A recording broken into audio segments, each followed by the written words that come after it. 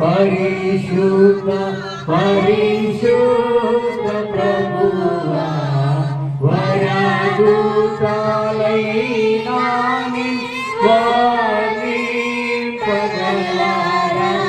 ప్రార్థన చేద్దాం.